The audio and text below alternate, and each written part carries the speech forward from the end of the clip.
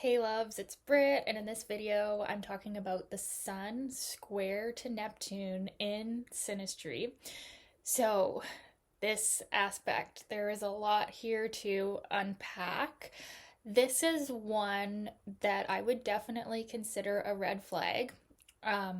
But nothing, I don't believe anything is like a deal breaker or anything like that. But this is definitely a pretty difficult aspect. And it does tend to be um, more going on under the surface where you almost don't realize you're being deceived, and the Neptune person doesn't really realize that they're deceiving, or vice versa. So it's really interesting how it plays out. So with this aspect, we get all of the rose-colored glasses of the other Sun Neptune aspects. We get the romance. We get this feeling like we've really found someone special or even magical. But it usually doesn't take very long for the people to realize that maybe there's something off here. So that this square, out of all the Sun Neptune aspects, it's the aspect that actually can create a little bit of distrust, specifically from the Sun person, where the Sun person can maybe start to get a sense early on that maybe things are not what they seem with the Neptune person. And the Sun person's ego and their sense of grounded reality can really be hindered or hurt by the Neptune person. And it's almost like the way that the Sun person acts causes the Neptune person to be even more evasive or even more Neptunian than they usually would be. It's like the tension from the square can make the Neptune person, even if they're not like a liar or a cheater or confusing in their energy, it's like the association with the Sun person, it really can bring up all of the negative Neptunian qualities of the Neptune person. And it can really, both people can end up regretting a lot of their actions in this union.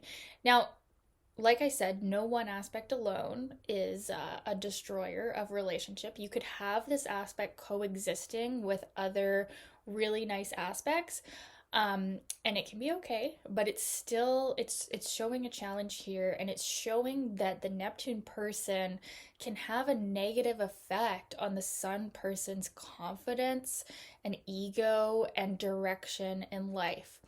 So, worst case scenario, the Sun person goes totally off path because of the Neptune person, is completely deceived, stolen from, goes into addictive tendencies and just destroyed at the Sun light level.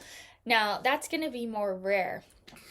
Usually, it's just an uncomfortable dynamic where you just can't quite put your finger on it, but something is wrong and something is off. Okay? This is one of the most difficult squares to deal with, I would say, in Synastry.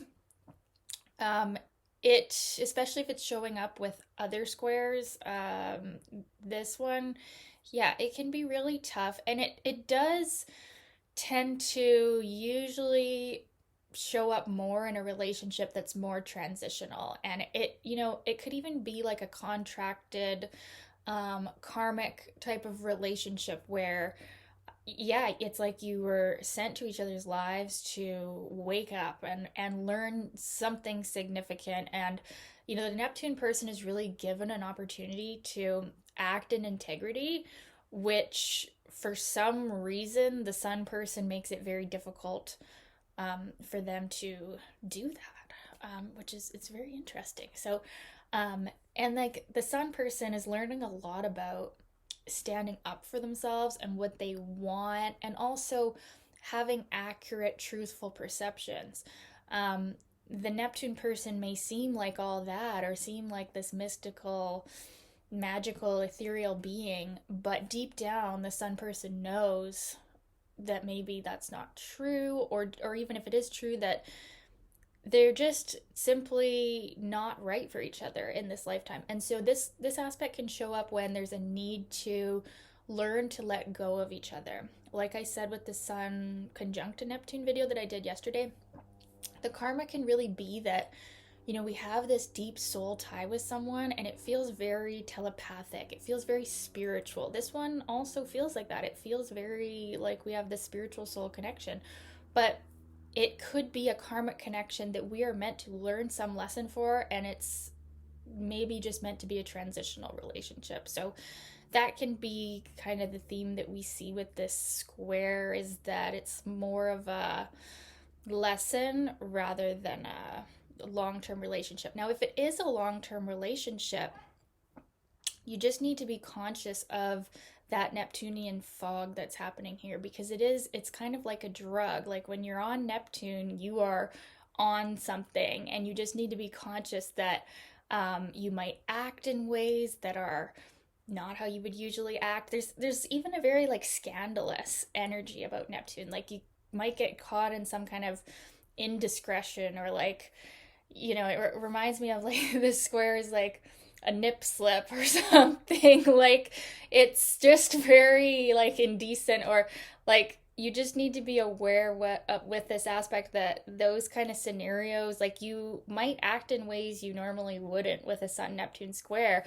And so you want to just like have extra clarity. You want to just like stay sober if possible, and really think it through, and like look at the rest of the synastry. Is there some Saturn? Is there other compatibility that would show that this is just a more minor difficulty?